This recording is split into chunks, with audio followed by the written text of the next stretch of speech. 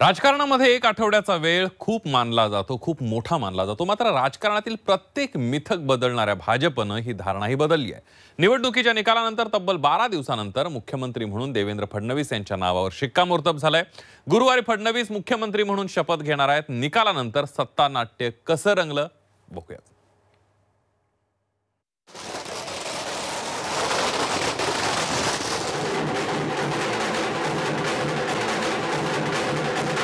विधानसभा निवडणुकीत अभूतपूर्व यश मिळाल्यानंतर महायुतीचा मुख्यमंत्री कोण होणार याची सर्वांना उत्सुकता होती। 132 जागा जिंकत बहुमताच्या जवळपास गेल्यानंतर भाजपनं सत्ता स्थापनेसाठी कुठलीच घाई केली नाही। एकदम कासवाच्या गतीनं चाल खेळली। भाजपचाच मुख्यमंत्री होणार याबाबत कुणाचंही दुमत नव्हतं।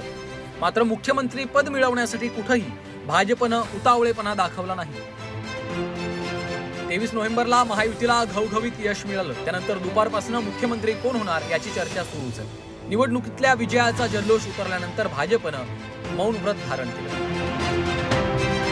24 नोव्हेंबरला अजित पवारांच्या देवगिरी बंगल्यावरच्या झालेल्या बैठकीत अजित पवारांची गटनेतेपदी निवड झाली। 24 नोव्हेंबरला मुंबईतल्या हॉटेल ताजलँडच्या बैठकीत एकनाथ शिंदेंची शिवसेनेच्या गटनेतेपदी निवड झाली।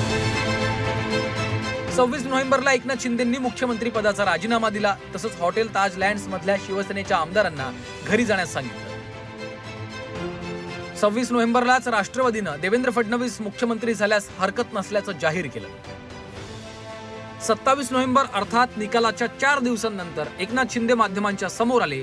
पंतप्रधान मोदी आणि अमित शहांनी घेतलेला निर्णय मान्य असेल असं जाहीर केलं। सत्ता स्थापनेची कोंडी फुटायला हळूहळू सुरुवात झाली।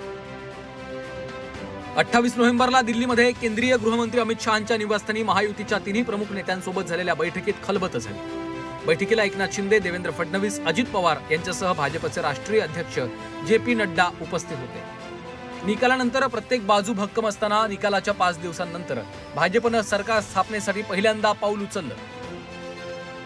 त्यानंतर 2 दिवस अर्थात 29 आणि 30 नोव्हेंबर पर्यंत पुन्हा राजकीय हालचालींना वेग मंदावला होता।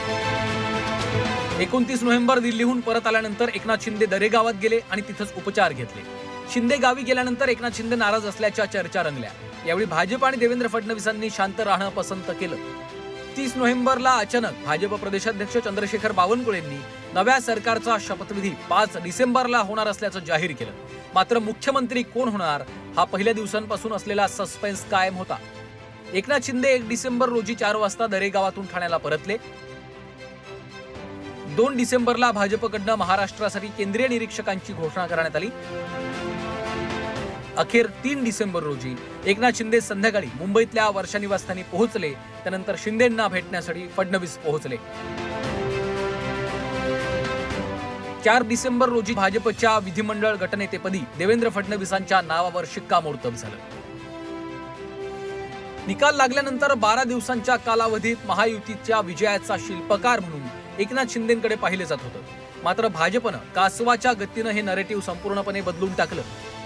देवेंद्र फडणवीसांच्या नावाची मुख्यमंत्रीपदी निवड झाल्यानंतर शिवसेनेच्या एकाही नेत्यानं विरोधाचा राग आवळला नाही।